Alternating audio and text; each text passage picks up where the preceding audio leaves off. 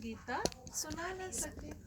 ये सिद्ध करना होगा कि गीता का जन्म देने वाला कौन है। ये है गुह्य बात। श्री कृष्ण तो माता के गर्भ से जन्म लेता है। वह तो सतयुग का प्रिंस है। उसने स्वयं प्रिंस का पद पाया है गीता द्वारा राजयोग सीखकर। अब गीता को जन्म देने वाला कौन? परम पिता परमात्मा शिव या श्री कृष्ण? शिव भगवान। श्री कृष्ण को वास्तव में त्रिलोकीनाथ त्रिकालदर्शी कह सकते हैं? नहीं भी नहीं कह सकते हैं। क्यों नहीं कह सकते? क्योंकि वहाँ तो ज्ञान ही नहीं है, बच्चा जहाँ है ज्ञान लेंगे सतयुग में। क्योंकि कृष्ण को ना तीनों लोकों का ज्ञान है ना तीनों हाँ जी। कालों। जब वो ब्रह्मा के रूप में है तब है, फिर है ना? हाँ जी, तो अलग त्रिलोकीनाथ त्रिकालदर्शी एक को ही कहेंगे। त्रिलोकीनाथ माना तीनों लोकों पर राज्य करना। मूल सूक्ष्म स्थूल इन तीनों को कहा जाता है त्रिलोकी। इनको जानने वाला त्रिलोकीनाथ त्रिकालदर्शी तो परम पिता परमात्मा शिव है। ये महिमा उनकी है, ना कि श्री कृष्ण की। श्री कृष्ण की महिमा क्या है? 16 कला संपूर्ण 16 कला सर्वगुण संपूर्ण, संपन्न निर्विकार, अहिंसा परमो धर्म। सर्वगुण संपन्न। या मर्यादा उनकी भेंट करते हैं चंद्रमा से और परमात्मा की सूर्य से। सूर्य। अब इसका भी राज है। क्या राज है इसमें? वो तो कलाई कम होती ही नहीं, सदा ही चंद्रमा में कलाएं कम होती है, सूर्य में कला कभी कम होती ही कलाई नहीं। कम नहीं, नहीं है ना? होती। तो उनकी भेंट करते हैं चंद्रमा से। परमात्मा की भेंट चंद्रमा से नहीं करेंगे। उनका कर्तव्य ही अलग है। वे है गीता को जन्म देने वाला रचयिता। कौन? शिव बाबा परमात्मा। गीता के ज्ञान व राजयोग से ही देवताएं क्रिएट होते हैं। मनुष्यों को देवता बनाने के लिए बाप को आकर नॉलेज देनी पड़ती है। जबकि ये बातें गीता में लिखी हैं। 4थे अध्याय में स्पष्ट लिखा है कि मैं आता हूँ, मैं आकर ब्राह्मण रचता हूँ। और वो ब्राह्मण जो है उन्नति को पाते हैं, वृद्धि होती है ब्राह्मणों की, और वही ब्राह्मण फिर देवता बन जाते हैं। ये स्पष्ट लिखा है। मैं यज्ञ रचता हूँ, मैंने यह यज्ञ है, इसमें ब्राह्मण उत्पन्न हुए हैं, ये ब्राह्मण जो है फिर देवता। ये स्पष्ट बातें गीता में, गुरु ग्रंथ साहिब में भी है। मनुष्य से देवता किए करत न लागे वार। हाँ। तो ये बातें हैं, लेकिन अब हमको समझ होनी चाहिए। हाँ, उनको समझ में है ना? तो वही बाबा कह रहे हैं, अब ये समझाने देने वाले बड़े ही होशियार ब्रह्मा कुमार और कुमारियां चाहिए। सभी एक जैसा समझा भी नहीं सकते हैं। बच्चियां भी तो सब नंबरवार है ना।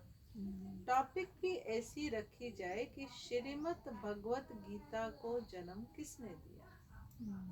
इसके लिए कंट्रास्ट समझाना है। किसका कंट्रास्ट? क्योंकि सबसे ज्यादा कंफ्यूजन जो भगवान को लेकर है ना?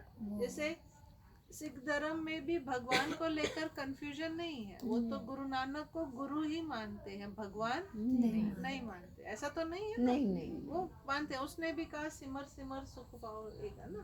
तो वहाँ वो ये मानते हैं। क्रिश्चियन लोग भी क्राइस्ट को सन ऑफ गॉड कहते हैं।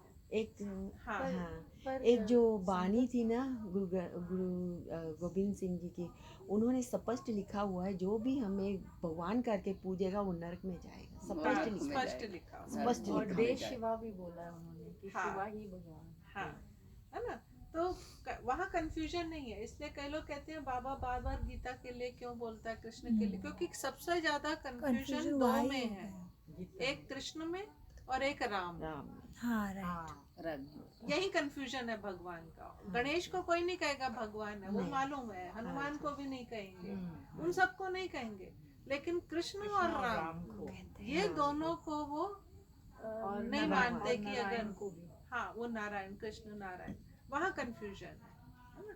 तो इसलिए बाबा कहते हैं इसको ही, क्योंकि ये कंफ्यूजन जब दूर हो जाएगा तो सब क्लियर हो जाएगा। वहाँ कंफ्यूजन है, क्योंकि गीता में और राम को तो वैसे वो त्रेता वाला राम और निराकार राम, उसमें कंफ्यूजन है। अब वो निराकार राम और त्रेता वाला राम मिक्स कर दिया। गुरु ग्रंथ और साहिब ब्रह्मा गुरु बाबा ग्रंथ और साहब में जो कृष्ण लिखा है ना और वो शिव राम बाबा यहाँ भगवान को मिक्सचर हो लिखा है। गया। हाँ ये राम हाँ, कृष्ण वाला संगम का नहीं। सारा। हाँ, तो ये कंफ्यूजन है। इसलिए बाबा, कई लोगों को क्वेश्चन उठता है कि बाबा क्यों कहते हैं, उसका कारण ये है, यही कंफ्यूजन है। तो इसलिए बाबा कह रहे हैं कंट्रास्ट समझाना है। भगवान तो एक ही है, परम पिता परमात्मा शिव। उस ज्ञान सागर द्वारा ज्ञान सुनकर श्री कृष्ण ने यह पद पाया था। सहज राजयोग से ये पद कैसे पाया, ये समझाने देनी पड़े। ब्रह्मा द्वारा ही पहले बाप ब्राह्मण रचते हैं, सभी वेदों शास्त्रों का सार सुनाते हैं। ब्रह्मा के साथ ब्रह्मा मुख वंशावली भी चाहिए। हम कौन हो गए? अकेला मुख ब्रह्मा तो नहीं वंशावली। करेगा, हम सब कौन हो गए? ब्रह्मा मुख वंशावली। ब्रह्मा मुख। ब्रह्मा को ही त्रिकालदर्शी पने का ज्ञान मिलता है। त्रिलोकी अर्थात तीनों लोकों का भी ज्ञान मिलता है। तीनों काल आदि मध्य अंत को मिलाकर कहा जाता है। और तीनों लोक अर्थात तीन लोक कौन कौन से? साकार, मूल वतन, सूक्ष्म वतन और स्थूल। स्थूल वतन। तो कौन से फ्लोर पे बैठे हो? फर्स्ट माता जी फ्लोर। कौन से फ्लोर पे बैठे हो? हम फर्स्ट फ्लोर में हैं। है? साकार वतन। साकार वतन में है ना। हाँ, तो बाबा कहता है तीसरा, थर्ड फ्लोर। ये थर्ड है। हाँ, यहाँ से थर्ड साकार, गिना जाए, वहाँ शरीर से मध्य 1 वस्तु। 2 3। एक दो, एक से गिने ना तो अच्छा, एक, समझ दो, आया। तीन। मैं उल्टा जा। बीज ऊपर है ना, हाँ जी। अच्छा, बीज ऊपर है अच्छा, ना। ठीक है ठीक है। बाबा कहता है हाँ कि जी। बीज ऊपर है। हाँ वृक्ष yes, इसलिए गीता में उल्टा हाँ। वृक्ष दिखाया है। ओके। और फर्स्ट एक माता हमारे पास यही कंफ्यूजन लेकर आई, बोली ये उल्टा परम गीता दान। में उल्टा वृक्ष क्यों दिखाया है, ये मुझे आप स्पष्ट कर दो तो मैं मान जाऊं। हाँ, क्योंकि शिव भगवान बीज रूप तो है उनको ना। मैंने बताया परमात्मा ऊपर रहता है, निराकार है, सृष्टि का बीज है और ये सृष्टि झाड़ है, इसलिए वो ऊपर है। तो झाड़ कन्विंस हो में- गया। झाड़ एक का सेकंड फैला। लगा, और जब लेकिन वो कईयों के पास गई, लेकिन हाँ जी। शास्त्रों के द्वारा कोई ये बात आज तक सिद्ध नहीं कर पाया कि बीज झाड़ गीता झाड़ में का ये फैला। चित्र कैसे है। गीता में है चित्र, उल्टा वृक्ष। हाँ। लेकिन उल्टा वृक्ष दिखा है। ओके। वो ये नहीं समझ पा रहे ना कि ये मानवता का वृक्ष है, हाँ हाँ, वो ये वाला वृक्ष समझ वो झाड़वट वृक्ष के साथ तुलना करते हैं। हाँ हाँ, तो वो जो है वही बाबा कहते हैं कि ये सारे अक्षर याद करने हैं तुमको। बहुत बच्चे भूल जाते हैं, है ना, फिर भूल जाएंगे, अथॉरिटी से नहीं बोलेंगे तो सामने वाला समझेगा इनको तो चाहता ही नहीं। आता है, भूल जाते हैं। और हमारा फर्स्ट स्वरूप ही ज्योति बिंदु है। चक्र में भी तो इसका फर्स्ट नंबर 1 तो वही रूप है। क्यों बाबा कहते हैं, क्यों भूले? धारणा कहाँ नहीं भूले, है। क्यों भूले? धारणा नहीं धारणा है। नहीं। नहीं, जन्म लेते लेते और वैसे क्यों भूले? द्वापर में आके कैसे भूल गए? अच्छा। तो बाबा कहते हैं भुलाया है देह अहंकार रूपी देह माया अभिमान से। से। देह का अहंकार आता है तो सब ज्ञान सब खत्म होता है, उधर ही भूल जाते हैं सब। अलोप हो जाता है। तो गीता का रचयिता परम पिता परमात्मा शिव है, ना कि श्री कृष्ण। श्री कृष्ण। परम पिता परमात्मा ही त्रिकालदर्शी तथा त्रिलोकीनाथ है। श्री कृष्ण में व लक्ष्मी नारायण में यह नॉलेज है ही नहीं। हाँ, जिन्होंने यह नॉलेज बाप से पाई वह विश्व के मालिक बन गए। जब सदगति मिल गई फिर यह नॉलेज बुद्धि से गुम हो जाती है। जरूरत नहीं है ना, सबका सदगति दाता वह एक है, वह पुनर्जन्म लेने वाला नहीं है। पुनर्जन्म शुरू हुआ सतयुग आदि से, कलयुग अंत तक 84 जन्म लेते हैं। ये समझानी देनी पड़ती है, सब तो 84 जन्म नहीं लेते। जिसने ये गीता लिखी उसको त्रिकालदर्शी कहेंगे? जिसने दुनियावी गीता लिखी नहीं, वो तो कहते हैं व्यास ने लिखी, है ना। अब एक्चुअल में व्यास जो है वो एक टाइटल है, कोई व्यक्ति नहीं था व्यास। पुराने जमाने में जो इस तरह के गुरु एजुकेटेड होते थे, ऋषि। हाँ, ऋषि मुनि जो काफी एजुकेटेड होते थे, तो उनको व्यास का टाइटल, जैसे कि लक्ष्मी नारायण का टाइटल है, व्यास का टाइटल, ये टाइटल्स हैं, ओके। है ना। मंदिर में भी बोलते हैं ना, व्यास गद्दी पे बैठे, जो भी पंडित सुनाते हैं उनको बोलते हैं व्यास गद्दी। हाँ, तो व्यास एक टाइटल। जैसे दुनिया के हिसाब से दुनियावी जो धर्म का ज्ञानी होता है जिसको बाबा कहते हैं, उसको व्यास कहते हैं। ओके पर बाबा ने जगदीश भाई को गीता का जो व्यास लिखा है वो उसको- संजय का टाइटल है, संजय वाचा व्यास का नहीं, संजय का टाइटल है। संजय अलग था। जिन्होंने संजय गीता कौन? लिखा है। नहीं नहीं, अंधे अंधे को ज्ञान संजय अलग था। धृतराष्ट्र संजय को थर्ड आई थी, दिव्य दृष्टि मिली थी, जो धृतराष्ट्र को जो महाभारत में हो रहा था सब वो बता- सीन सारा उसको सुनाता था। तो बाबा कहते हैं तुम्हारे पास दिव्य दृष्टि है, जिस दिव्य दृष्टि से हम आदि मध्य अंत को देखते हैं। महाभारत क्या है ना? तो महाभारत एक युद्ध कोई हिंसक युद्ध नहीं है। आत्म महाभारत क्यों कहते हैं? क्योंकि महाभारत में थाईलैंड भी है, हाँ समझे? महा है महाभारत है बड़ा वो, बड़ा वाला पूरा भारत। सबसे बड़ा आज भारत इसलिए वो पूरा भारत था। अखंड भारत। हाँ, अखंड भारत को महाभारत रह गया ना। तो इसमें कई राज है जो हमको समझ आते हैं। तो इसलिए बाबा जगदीश भाई को संजय कहते थे, क्योंकि वो ज्ञानी दिव्य दृष्टि के कारण, कि उनके पास सब तो 84 जन्म नहीं लेते, मना अंधों को ज्ञान देना है ना, तो उनको इसलिए संजय कहते थे, क्योंकि वो इतनी बुक्स लिखी तो उसको पढ़कर अंधों को भी, धृतराष्ट्र अंधा था तो अंधे जो कौन से अज्ञानता रूप वो बात। तो बाबा कहते हैं कि कलयुग अंत तक 84 जन्म लेते हैं, ये समझानी देनी पड़ती है। सब तो 84 जन्म नहीं लिखते। जिसने ये गीता लिखी उसको त्रिकालदर्शी नहीं कही। पहले ही लिखा कि श्री कृष्ण भगवान हुआ, ये तो एकदम रॉन्ग हो गया। रॉन्ग भी होना ही है जरूर, क्यों? तभी तो राइट को खोजेंगे और पता भी बाबा चलेगा। कहते हैं रॉन्ग में भी कल्याण है। क्या कल्याण है?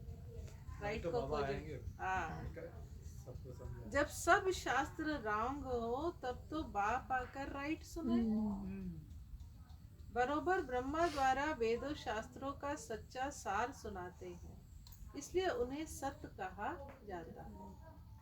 अब तुम्हारा है सत्य के साथ संग, सत्संग कहते हैं ना, तो सत्य के साथ संग जो तुमको सत्य बनाते हैं।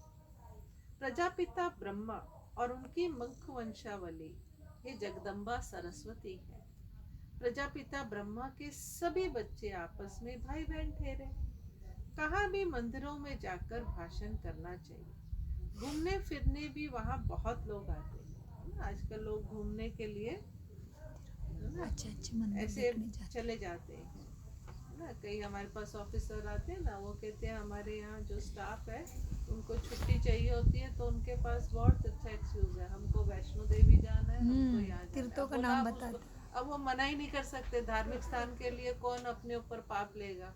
उनको वहम आता है कि इनको छुट्टी नहीं देंगे, ये नहीं जा पाएंगे, तो उसका बोझ, तो वो फिर सब लोगों को छुट्टी कैसे लेनी है?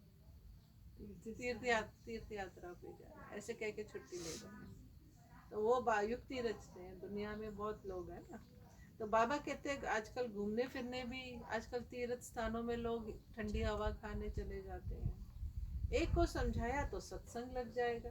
शमशान में भी जाना चाहिए, वहाँ मनुष्यों को वैराग्य होता है। परंतु बाबा कहते हैं मेरे भक्तों को समझाने से वे झट से समझेंगे। शिव के भक्त तो शिव बाबा के मंदिर और लक्ष्मी नारायण के मंदिर में जाना पड़े। लक्ष्मी नारायण को बाबा मम्मा नहीं कहते, शिव को बाबा कहते हैं, तो जरूर मम्मा भी होगी। वह है गुप्त। कौन सी गुप्त? ब्रह्मा बाबा। ब्रह्मा। माँ शिव बाबा जो रचयिता, उनको माता पिता कैसे कहते हैं? ये गुप्त का अर्थ कोई भी जान ना सके। लक्ष्मी नारायण को एक ही अपना बच्चा हो, एक बच्चा माना एक बेटा एक बेटी। बच्चा एक होगा, दूसरी बेटी होगी, लेकिन दो बच्चे वैसे होंगे, लेकिन एक लड़का एक लड़की। तो बाबा बच्चा कह रहे हैं ना, कई लोग कंफ्यूज हो जाते हैं। एक माता इसी में बोली, कभी बाबा एक कहता है, कभी बाबा दो कहता है, ऐसा क्यों बोलते हैं? मैंने कहा एक बच्चा कहता हम है, दो हमारे दो हाँ। कहते हैं ना। तो मेरे का ये राज है। तो ब्राह्मण भी कहीं कहीं बाबा की बातों से कंफ्यूज हो जाते हैं। बाकी इनका नाम है प्रजापिता ब्रह्मा। विष्णु और शंकर को ऊंच नहीं रखते, ऊंच त्रिमूर्ति ब्रह्मा को रखते हैं। तीनों में ऊंच है ब्रह्मा, ब्रह्मा। क्योंकि वो उसको ज्ञान है। जैसे रचता शिव परमात्मा को कहते हैं, ऐसे ब्रह्मा को भी रचता कहा जाता है ना? परमात्मा ने ब्रह्मा को क्रिएटर कहा है। वह तो अविनाशी है ही। रचता अक्षर कहेंगे तो पूछेंगे कैसे रचा, वह तो रचता है ही। बाकी रचना होती है ब्रह्मा द्वारा। अब ब्रह्मा द्वारा परमात्मा सब आत्माओं को सृष्टि के आदि मध्य अंत का नॉलेज देते हैं। वेद शास्त्र आदि सब है भक्ति मार्ग की सामग्री। भक्ति मार्ग आधा कल्प चलता है, ये है ज्ञान कांड। जब भक्ति मार्ग पूरा होता है तब सब पते तमो प्रधान बन जाते हैं। तब मैं बाप आता हूँ। पहले सतो प्रधान से सतो रजो तमो में आते हैं। ऊपर से जो पवित्र आत्माएं आती हैं, उन्होंने कोई ऐसा कर्म नहीं किया है जो उनको दुख भोगना पड़े। क्राइस्ट के लिए कहते हैं उनको क्रॉस पर चढ़ाया, परंतु वो तो हो ना सके, है ना? उसको क्रूसिफाई किया, नहीं हो सकता। नई आत्मा जो धर्म स्थापन करने अर्थ आती है, उनको दुख मिल नहीं सकता, क्योंकि वह तो कर्मातीत अवस्था। आज भी कोई आ रही है आत्माएं, है ना, आ रही है ना, तो उनको कैसे दुख होगा ना? कई लोग यहाँ भी कंफ्यूज होते हैं कि हम ये इनको इतना सुख कैसे, है ना? तो किसी से ईर्ष्या करते हैं तो हम कहते हैं भाई क्यों, उसका पाठ है, वो नई आत्मा ही है, तो उसको, है ना, सुख मिल रहा है। अब हमारे पास है, हमारे एक इंदौर के अभी भाई सब है नहीं, वो ओम प्रकाश भाई थे ना, जानते होंगे पुराने। तो एक बार बाप दादा के आगे उन्होंने कहा था ये बात, बाबा मैंने आज तक जिंदगी में एक गोली नहीं खाई, टैबलेट नहीं खाई, वाह, अच्छा शरीर है, तो मुझे कभी कोई बीमारी नहीं हुई, बुखार भी नहीं हुआ। बहुत ही बढ़िया। ये उन्होंने कहा था। लास्ट में तो वो थोड़ा बीमार शारीरिक कष्ट से ही गए, लेकिन उन्होंने सारी जिंदगी कभी, ये बाबा को कहा, बाबा मैंने आज तक कभी एक गोली तक नहीं खाई। उस टाइम माना कुछ साल पहले, फिर बाद में तो वो बीमार हो गए थे, लेकिन जब उन्होंने बाबा को बोला था, व्यक्त बाप दादा को, तो ये क्या है। और कई इतना ध्यान रखते हैं तो भी बीमार होते हैं, कुछ ना कुछ चल रहा है। है ना? क्यों? तो ये गहराई मनुष्य नहीं समझता ना, तो सोचता है ये क्या हुआ। अब हमारे जो, आपको शायद मालूम होगा, निरंकारी जो बाबा थे, एक निरंकार, हाँ, जिनको बुलाते हैं निरंकारी बाबा। हाँ, राधा स्वामी हाँ, सत्संग वाले, हाँ, तो वो इतना ख्याल रखते थे, ऑर्गेनिक सब्जियां खाते थे, कुछ मना नहीं खाते थे, बहुत ध्यान रखते थे अपनी शरीर। और वो उनको कैंसर हुआ और वो कुछ नहीं खाते थे, मना उन्होंने आज तक, मना ऑर्गेनिक उनके लिए स्पेशल सब्जियां उगती थी, क्योंकि वो तो थे ना, तो बहुत उनके शरीर का बहुत ख्याल रखा जाता था। तो जब उन्होंने हुआ तो ये हुआ। तो कर्म फिलॉसफी मनुष्य को गहराई नहीं मालूम, नहीं मोटे-मोटे मालूम रूप है। में मालूम है, ऐसा नहीं, बाबा कहता है शरीर का ख्याल नहीं रखो, भले रखो, लेकिन इतना भी नहीं बॉडी कॉन्शियस हो जाए कि हेल्थ के अलावा कुछ और कर ही नहीं। सवेरे जॉगिंग करो, एक्सरसाइज पर करो, अमृत वेला ना ख्याल करो। रखो, लेकिन ऐसा ना हो कि उसके चक्कर में हमारा अमृत वेला छूट पुरुषार्थ जाए, नहीं। मुरली क्योंकि छूट क्या है जाए। कि बहुत अच्छा खाए, पुरुषार्थ नहीं छूटना है। तो आपका ब्लड क्वालिटी तो अच्छा रहेगा, वो सर्कुलेशन सही नहीं हुआ, हाँ, वो भी करना है। वो तो बाबा भी कहता है एक्सरसाइज करो, एक्सरसाइज हाँ, necessary। एक्सरसाइज टाइम का करो, कॉम्प्रोमाइज करो, मना नहीं है, लेकिन मैं वो नहीं कह रही नहीं करो, मैं ये बता रही हूँ कि जहाँ कर्म के आगे तो सब फेल है, कर्म सिद्धांत के आगे नहीं, मैं सब कुछ फेल है, दीदी, सही मैं- बात नहीं, है। एक है इसमें कि आपके हमने कर्म तो- सही नहीं हुआ, हाँ, कर्म सही नहीं हुए हैं, तभी आपका जो काम कर्म अच्छा जो है, कर्म बाबा भोगना की है याद भोगना अच्छे ही है। है। वो तो कर्म कर्म का- योग जेडी हो गया भोगना ना, भोगनी है कर्म- भोगना ही है। कर्म योग करना है।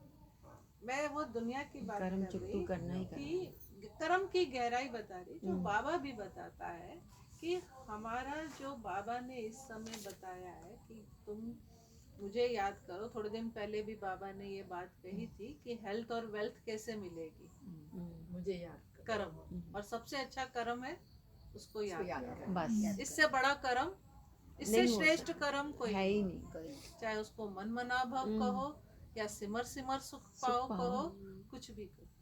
सबसे अच्छा कर्म कौन सा? ओदी जा हर को बस। नाम जब सिमरन। इसको ही कर्म योग। तो बस। कर्म भोग को हम श्रेष्ठ कर्म योग गुरबानी में से स्पष्ट लिखा है। चुट्टू जीत ले। कर्म भस्म होंगे श्रेष्ठ ना फिर। कर्म हर का नाम जप। वे वो गहराई बता रही हूँ कि जो बाबा कह रहे हैं ना कि जो मैसेंजर आया उसको दुख नहीं मिल सकता है, इम्पॉसिबल है। कर्म सिद्धांत जो बाबा इस समय हमें बता रहे हैं, दुख का चाहे शारीरिक कष्ट है, चाहे धन से कष्ट आ रहा है, चाहे संबंधों में कष्ट आ रहा है, वो कष्ट क्यों आ रहा है? वो कर्म भोग है सब।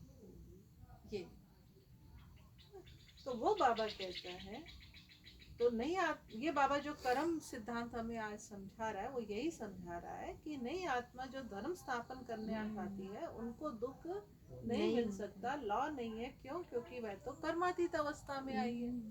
तो इनका मतलब अगर क्रूसीफाई भी हुआ उनको दुख नहीं हुआ? नहीं, वो दूसरी आत्मा थी। Jesus को और है ना, जी, वो अच्छा जिसमें आया था, Christ अच्छा, तो- वो समझ गई। क्राइस्ट की आत्मा नहीं थी, नहीं थी। वो जीसस की जीसस का आत्मा शरीर थी। था। हाँ, ओके। किसी और जैसे इसमें से जीसस का शरीर पुराना था और क्राइस्ट उसमें नया आया। जैसे बाबा आते थे ब्रह्मा बाबा हाँ, के तन हाँ, में, तो समझ। बाबा को खांसी आती थी तो शिव बाबा कहता था मैं निकल जाता हूँ। मैं तो इसका कर्म भोग, हाँ हाँ हाँ मैं क्यों किसी के कर्म में इंटरफियर करूं। तो ये इसका कर्म भोग है। समझ। तो वो चीज बाबा बता रहा है। तो वही आगे बाबा बता रहा है, वाला मैसेंजर तो कर्मातीत अवस्था वाला मैसेंजर धर्म स्थापन करने आया। क्योंकि लॉ है ना कि 100% पवित्र आत्मा चाहिए। अब वो अगर गर्भ में जाएगी वो आत्मा तो वो पवित्र नहीं नहीं नहीं, रहेगी, क्योंकि द्वापर में तो पवित्र गर्भ मिल ही नहीं सकता। बिल्कुल मिल सकता है? नहीं नहीं मिल सकता, सिस्टम ही नहीं है, विकारी सिस्टम शुरू हो गया। हाँ जी। अब बाबा कर रहा है निर्विकारी सिस्टम। तो वो तो कृष्ण पहला निर्विकारी बच्चा जो पैदा होगा वो निर्विकारी सिस्टम से वो श्री कृष्ण। सतो प्रधान, कल भी मम्मा ने बोला ना 3। तो ये सारा गहराई है ज्ञान की।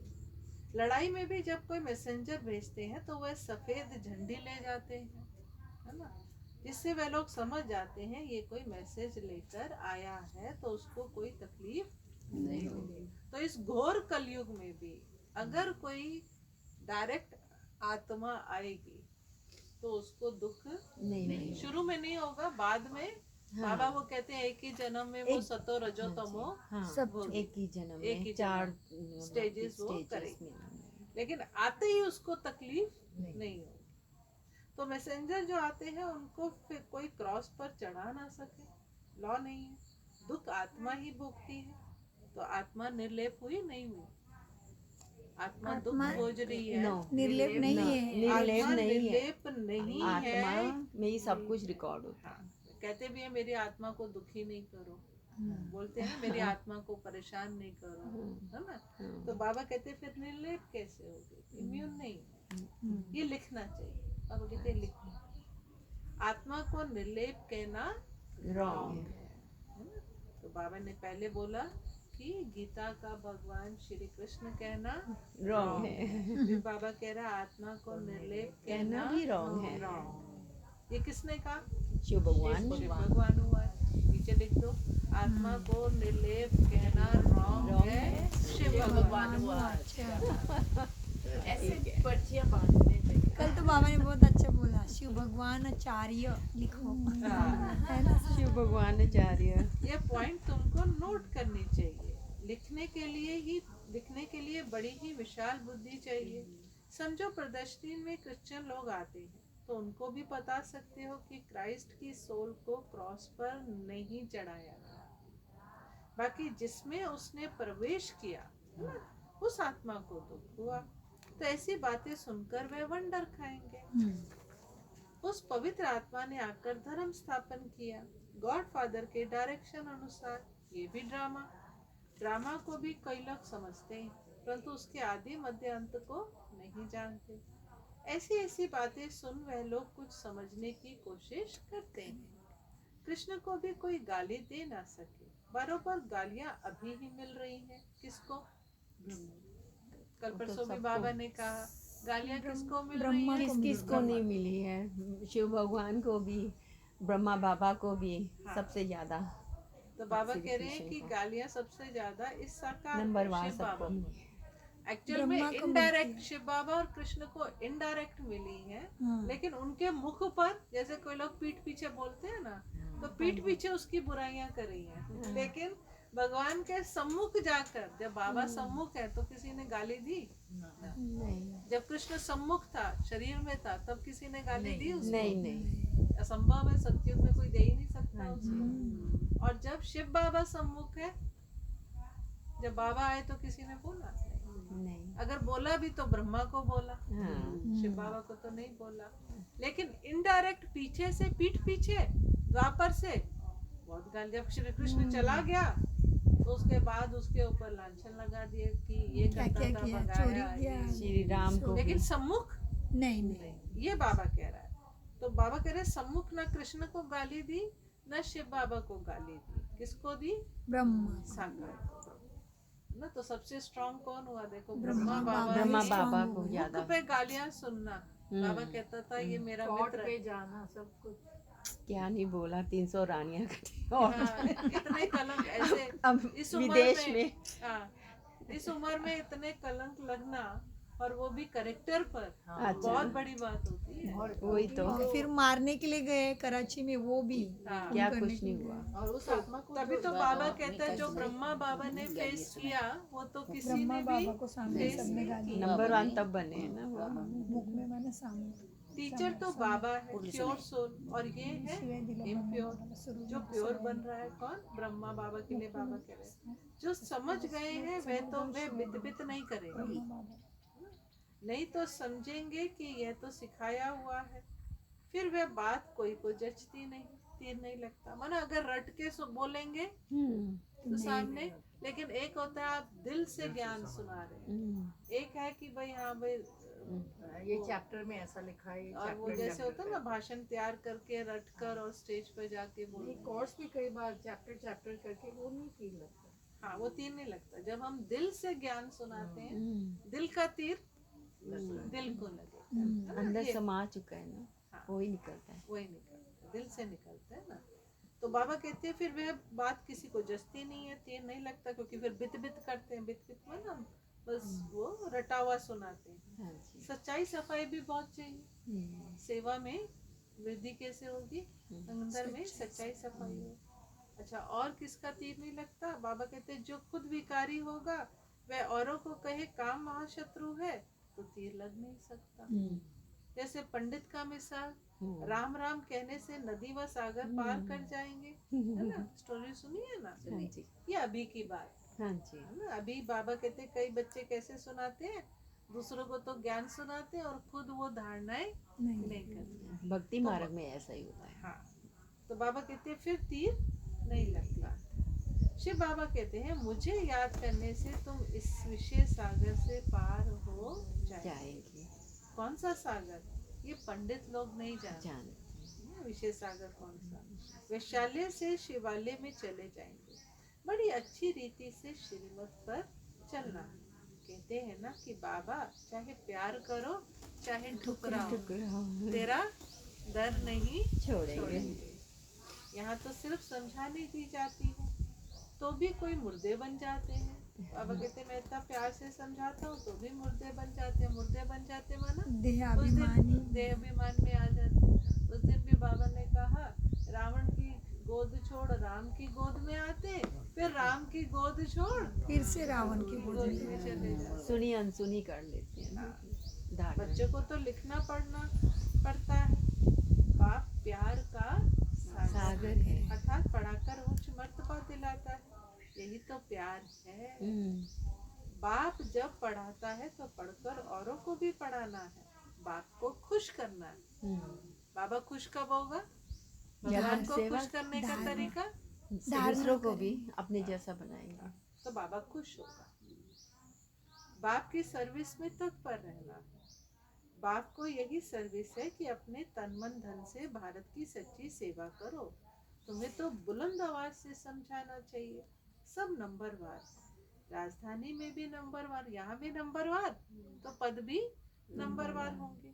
टीचर समझ जाते हैं कि ये देवी राजधानी में क्या नंबर लेंगे। सर्विस से समझ जाते हैं कौन कौन मुख्य बनेंगे। खुद भी समझते हैं कि हम बाबा मम्मा जितनी सर्विस नहीं करते तो दास दासियां बनना पड़ेगा। आगे चलकर तुम सबको सारा ही मालूम पड़ेगा। हम श्रीमत पर ना चले सब क्लियर हो जाएगा। तुम बच्चे इस समय स्टूडेंट्स हो, यस हम सब कौन है? हम स्टूडेंट सब पहले स्टूडेंट्स हैं। बाबा सबसे के पहले हम स्टूडेंट स्टूडेंट्स पढ़ रहे हैं student life is the best best life तो स्टूडेंट जो होता है, जैसे हम देखते हैं चाहे बड़े हैं दादियाँ, वो सबसे पहले अमृत वेला करेंगे, मुरली पढ़ेंगे। स्टूडेंट लाइफ है ना हमारी, तो सबसे पहले हमारे लिए पढ़ाई पढ़ाई। जरूरी पढ़ाई यूनिवर्सिटी है ब्रह्म कुमार। हाँ, तो जो स्टूडेंट होगा ना उसको सुबह उठते ही क्या आता है थॉट? आप लोगों ने लौकिक पढ़ाई पढ़ी तो स्टूडेंट लाइफ में क्या था? पढ़ाई स्कूल ना फर्स्ट प्रायोरिटी किसको देते? तो सुबह उठते ही स्कूल जाना है ना, पढ़ना है। तो यहाँ रहता है स्कूल जाना है, हाँ अमृत वेला और मुरली रहता है, उठते ही वो पहला पूरा करे, पहले वो पूरा, फिर लौकिक फिर धंधा किचन करना में है, जाते हैं। है ना? पहले बाबा की याद पहले बाबा को याद करना है, मुरली पढ़नी है, हाँ जी है ना? वो दिनचर्या। बर्तन साफ करने फिर किचन में गए तो चालू तभी समाया जाएगा सब कुछ गोल्डन इसलिए अमृत वेला अच्छा है, उस टाइम कोई बर्तन बुद्धि रूपी बर्तन को साफ करना है। हाँ, तो तुम बच्चे इस समय स्टूडेंट्स हो, इस समय तुम अपनी दासियां बनाएंगे तो खुद भी दासी बनना पड़ेगा है ना? क्योंकि स्टूडेंट क्या होते हैं, स्टूडेंट लाइफ है ना कैसी होती है, जैसे भक्ति में भी बताते हैं ना कि जब राजा के बच्चे भी पढ़ने जाते तो उनको गुरुकुल में सब काम करना पड़ता। एक समान हो सब जाए, कुछ स्टूडेंट माना सब बराबर है। एक हाँ समान जी। सब फिर कोई किसी भी, चाहे राजा का बच्चा है चाहे किसी का भी बच्चा है, बच्चा है लेकिन नियम सबके लिए एक जैसे एक से है। तो वही बाबा कहते हैं कि बल भविष्य में तुम कुछ भी बनने वाले हो, अभी कुछ भी हो, लेकिन यहाँ सब सेवादारी है, सब स्टूडेंट। स्टूडेंट तो वो कहते हैं ना, दे अभिमान वाली जुत्ती जो है वो बाहर उतार। बाहर ही रखो, बाबा के घर आते हैं तो सब लौकिक क्या हमारा है वो भूल जाते हैं। तब ये पढ़ाई बुद्धि में, मुरली बुद्धि में बैठेगी। हमारे वहाँ एक माता आती थी एक सेंटर पे, साधारण गांव का सेंटर था। अब वहाँ सारे गांव की अनपढ़ माताएं आती थी और वो ऑफिसर थी। तो उसने बोला कि मुझे ना बैठने में थोड़ा अभिमान, थोड़ा देह भान आता है कि इनके सामने कैसे बैठे, इनके साथ में बैठ के कैसे सुनूं। अच्छा गाँव तो उसने खुद बोला, उसने खुद बोला गांव में थी माताओं के बीच वो एक ही थी वहाँ पढ़ी हुई, बाकी सब साधारण गांव की माता है। उसने खुद बोला कि मुझे थोड़ा थोड़ा ये लगता था। देवभान आता है। सच्चाई से बोला उसने कि आता है मुझे कभी कभी कि अच्छा। मैं इन साधारण अनपढ़ माताओं के साथ बैठ के और मुरली कभी कभी दूसरे भी बोलते, घर के भी बोलते, तू इतनी पढ़ी लिखी, तेरे पास इतनी काबिलियत, क्या इधर पढ़ी लोगों के सामने बैठ के क्या क्या सुनाती रहती है, हाँ। क्योंकि वो जाने नहीं ना हाँ, अमृत नहीं को, वो एक अलग चीज है, लेकिन ये है कि जैसे खुद को लगना। खुद को गैदरिंग ऐसी, क्योंकि गांव भारत में तो कई ऐसे साधारण गांव में बहुत सेंटर है ना जहाँ पर माताएं बड़ी साधारण सी हैं, अनपढ़ है। अब उसके बीच में एक पढ़ी लिखी माता बैठ के मुरली सुने तो उसको थोड़ा सा आएगा। लगता है तो वो बाबा कहता है ना कि, लेकिन उसकी विशेषता ये कि उसने सच्चाई से बताया इस समय तुम अपनी दासियां बनाएंगे तो खुद भी दासी बनना पड़ेगा। यहाँ महारानी बनना देह अभिमान है, ये भी देह अभिमान है। देह महारानी अभिमान है। बनकर ऑर्डर करना, मेरे लिए पानी लाओ, मेरे लिए चाय लाओ, है ना? तो बाबा के नाम मान शान। थाईलैंड के लोगों के संस्कार में ये नहीं है। हायरार्की बहुत है। अच्छा, क्योंकि इस देश का किंग है ना, किंगडम है ना, किंगडम है, हाँ। तो इसलिए जो इधर के जो सीनियर्स हैं उनमें हायरार्की का बहुत हाँ, है वो जो संस्कार। सच कहना चाहिए कि बाबा हमसे ये भूल हो गई। आएगा क्योंकि इतने 63 जन्मों के संस्कार है, देहभान भी आएगा, देह अभिमान भी, सब कुछ आएगा तो सही। लेकिन बाबा कहते हैं आया तो बाबा को सच सच सुनाना। अभी संपूर्ण तो सभी बने नहीं है, नहीं तो संस्कार इमर्ज हो जाता है। इम्तिहान में जब नापास होते हैं तो शर्माते भी, रिजल्ट आउट होगी तब शर्माएंगे। अभी तो बाबा कहते, अभी भी बाबा ने हमको, मैं उस दिन भी क्लास में कह रही थी, हमको बाबा ने ये ग्रेस पीरियड दिया है। एक्चुअल में ये ग्रेस पीरियड, जैसे हमने गुलजार दादी का देखा कि जो 2 साल लास्ट के थे 16-17 माना 14-15 तक फिर भी ठीक, 14 तक दादी का संतान में बाबा आया तो बहुत एक्टिव दिखता था। उसके बाद जो 2-3 साल थे वो ग्रेस पीरियड, वो ग्रेस पीरियड सच्ची कि जो बाबा ने खींचा कि चलो कई बच्चे फर्स्ट टाइमर्स है वो नहीं मिले हैं, तो वो बाबा ने एक तरह का ग्रेस पीरियड हाँ, ये तो आप मुरली भी देखो, बाबा बस थोड़ी सी चला करके कभी दादी को मना इंजेक्शन देकर बिठाते थे ताकत का कि 2 घंटे डॉक्टर कहता था इससे ज़्यादा नहीं बैठ पाएगी, फिर भी दादी सरेंडर होकर बैठती थी, अच्छा जैसे बोलो, है ना। तो वो बाबा का ग्रेस पीरियड था बच्चों को। अभी भी ये क्या चल रहा है, ग्रेस पीरियड ही चल रहा है। ये अब बहुत इस ग्रेस lucky है पीरियड में बाबा अगर ने। अलबेले हो गए, तो कुछ भी नहीं कोविड पाएंगे। के बाद तो हो कोविड के बाद अब ये सारा ग्रेस पीरियड है। वो टू मच जो दादी अव्यक्त हुई और ये दादियाँ चली गई, ये सब जो है निर्मला भी चली गई। हाँ, तो कितने बड़े चले गए। अब बस एक रतन मोहनी, एक रतन कराची का रहता है, बस वो गया तो छुट्टी। और एक वो जब बिल्कुल भाई और समय के बाद निर्भय में भाई ग्रेस पीरियड ही है। ग्रेस जब से पीरियड बाबा है। का अव्यक्त पाठ बंद हुआ, ग्रेस तब से पीरियड ग्रेस है, पीरियड ही है। ये ग्रेस पीरियड। अब इसमें बाबा फिर भी कुछ न कुछ नयों को जो आते हैं अनुभव करा रहा है एक्चुअल में अव्यक्त रूप से। अगर इसमें बहुत से ब्राह्मण हम देख रहे हैं अलबेले हो रहे हैं, ये टेस्ट पीरियड है। अब इस ग्रेस पीरियड में भी अलबेले हो गए तो फिर अब आप सोचो, सपोज कोई 9 लाख है और गायन क्या है, अंत मते सो गति, मध्य मते सो गति नहीं है, आदि मते सो गति नहीं है। सपोज आदि में तो उसने बड़ा प्रसारत कर लिया, अब वो अलबेला हो गया, क्या होगा, उसकी गति होगी नहीं होगी, क्योंकि अंत मते सो गति है, आदि मते सो गति नहीं है। हाँ, उसके मार्क्स उसको मिल जाएंगे, लेकिन वो गति वो गति नहीं। चाहे 1 साल का भी बच्चा हो, है ना, हाँ, तो बाबा कहते हैं ना, last so fast last so fast. इसलिए मैंने कहा कि क्या बनो, रैबिट बनोगे टर्टल बनोगे, चिंता है ना इसको। क्योंकि रैबिट क्या था, ओवर मुझे कॉन्फिडेंस में वरदान सो मिला गया, टर्टल का। रैबिट ओवर कॉन्फिडेंस में सो गया कि मैं तो जीत ही जाऊंगा। टर्टल तो धीरे तो धीरे कई चलता ब्राह्मण है, ओवर पहुंच कॉन्फिडेंस में हमने बहुत ज्ञान प्राप्त कर लिया, हमने तो बहुत मुरलियां सुन ली, बहुत सेवा, हाँ इस जी। ओवर कॉन्फिडेंस में सो गए। और जो लास्ट में आए हैं वो last so fast so first हाँ चले जी। गए। ये भी होगा, ये तभी तो ऐसे थोड़ा ना बाबा कहता है last so fast so first. तो बड़े गहरे राज है, तो इसलिए इस पीरियड में जो अलबेले बन रहे हैं ना, वो बड़ा डेंजरस है, वो बहुत पश्चाताप होगा, क्योंकि ये पीरियड बड़ा क्रूशियल पीरियड है, ये एक फाइनल मोमेंट्स आ गई है। ऑब्स्टेकल भी आएंगे, माया भी टेम्पटेशंस आएगी, बहुत कुछ- आएंगे, बहुत इस कुछ समय इतने temptation, टेम्पटेशन इतना- हाँ, आएंगे। है। जो बाबा ने बहुत संडे कुछ। की मुरली चलाई कि इतने साधन आएंगे, तो साधनों में आपकी साधना तो ये सब साधनों होगा। में ढीलापन आ जाए। चकाचौंध की दुनिया में नहीं जाना है। क्योंकि इस समय रावण ने भी अपना बहुत जबरदस्त बना गोल्डन दिया डियर है। छोड़ा हुआ है, बहुत जबरदस्त उसने गोल्डन अपना- डियर छोड़ा हुआ है, हाँ, रावण हम का इस- सीताओं को पकड़। करने के लिए, है ना? तो इसलिए बाबा कह रहे हैं कि नापास हुए तो शर्माना पड़ेगा, इसलिए बाबा सावधान करता है कि बच्चे अलबेले नहीं नहीं बने। बाबा का रात्रि में क्लास चला कि मनुष्य 21 जन्म कहते हैं, गायन भी करते हैं। अब यह ईश्वरीय जन्म एक अलग है। 8 जन्म सतयुग में, 12 जन्म त्रेता में, 21 पीढ़ी त्रेता कहते हैं में, ना, हाँ जी। 21 जन्म द्वापर में, 42 जन्म कलयुग में।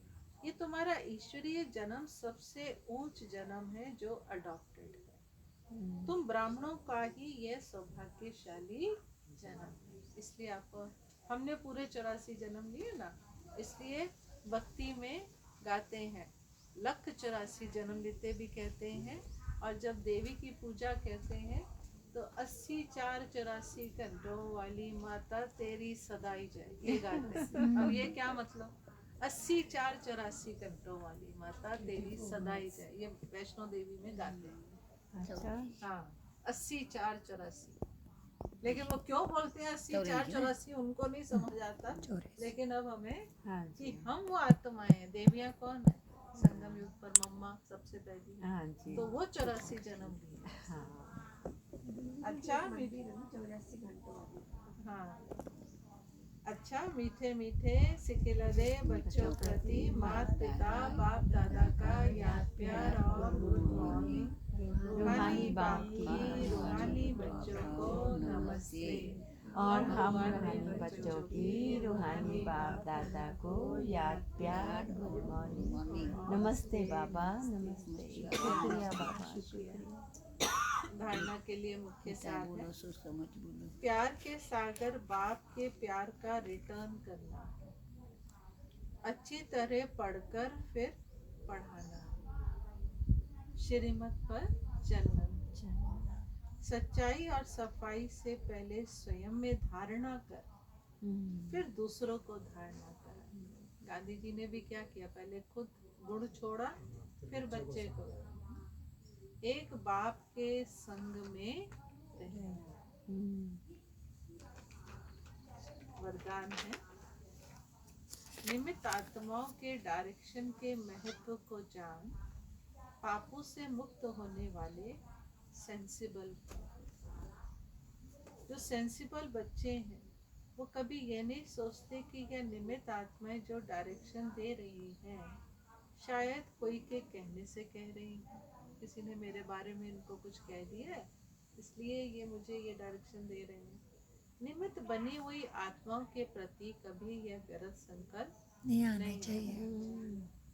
मानो कोई ऐसा फैसला भी दे देते हैं जो आपको ठीक नहीं लगता, लेकिन आप उसमें जिम्मेवार नहीं, आपका पाप नहीं बनेगा, क्योंकि जिसने इन्हें निमित्त बनाया है वह पाप को भी बदल देगा। ये गुह्य रहस्य गुप्त नशे। आज का स्लोगन है ऑनेस्ट वे है जो प्रभु पसंद और विश्व पसंद है, आराम पसंद नहीं। मातेश्वरी जी के महावाक्य भाई साहब आगे जब तक सेट होते हैं तब तक हम पूरा करते हैं। रीड कर देती हूँ फास्ट। मनुष्य का 84 जन्म है, ना कि 84 लाख योनियां। अब ये जो हम कहते हैं कि प्रभु हम बच्चों को उस पार ले चलो, उस पार का मतलब क्या है? लोग समझते हैं उस पार का मतलब है जन्म मरण के चक्र में ना आना, अर्थात मुक्त हो जाना। अब यह तो हुआ मनुष्यों का कहना, परंतु बाप कहते हैं बच्चों सचमुच जहाँ सुख शांति है, दुख अशांति से दूर है, उसको कोई दुनिया नहीं कहते। जब मनुष्य सुख चाहते हैं तो वो भी इस जीवन में होना चाहिए।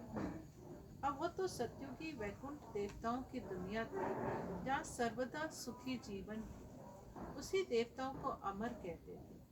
अब अमर का भी कोई अर्थ नहीं, ऐसे तो नहीं देवताओं की आयु इतनी बड़ी थी जो कभी मरते ही नहीं थे। अब ये कहना उनका रॉन्ग है, क्योंकि ऐसे है नहीं। उनकी आयु कोई सत्युग त्रेता तक नहीं चलती, परंतु देवी देवताओं के जन्म सत्युग त्रेता में बहुत हुए। 21 जन्म तो उन्होंने अच्छा राज्य चलाया है, और फिर 63 जन्म द्वापर से कलयुग के अंत तक टोटल उन्होंने जन्म चढ़ती कला वाले 21 हुए और उतरती कला वाले 63। टोटल मनुष्य 84 जन्म लेते हैं। बाकी ये जो मनुष्य समझते हैं 84 लाख योनियां भोगते हैं, ये कहना बिल्कुल भूल। अगर मनुष्य अपनी योनि में दुख सुख दोनों पार्ट भोग सकता है तो फिर जानवर योनि में भोगने की उसको क्या जरूरत है? अब मनुष्यों को ये नॉलेज ही नहीं। मनुष्य तो 84 जन्म लेते हैं, बाकी सृष्टि पर जानवर पशु पंछी आदि टोटल 84 लाख योनियां अवश्य हैं। अनेक किस्म की जैसे पैदाइश है, उस पे भी मनुष्य योनि में ही अपना पाप पुण्य भोग रहे हैं, और जानवर अपनी योनियों में भोग रहे हैं।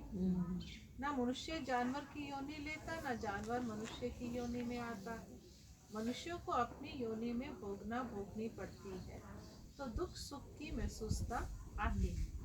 ऐसे ही जानवर को भी अपनी योनि में सुख दुख भोगना है, मगर उन्होंने ये बुद्धि नहीं कि ये भोगना कोई कर्म से जानवर उन्होंने भोगना को भी मनुष्य फील करता है, क्योंकि मनुष्य है बुद्धिवान।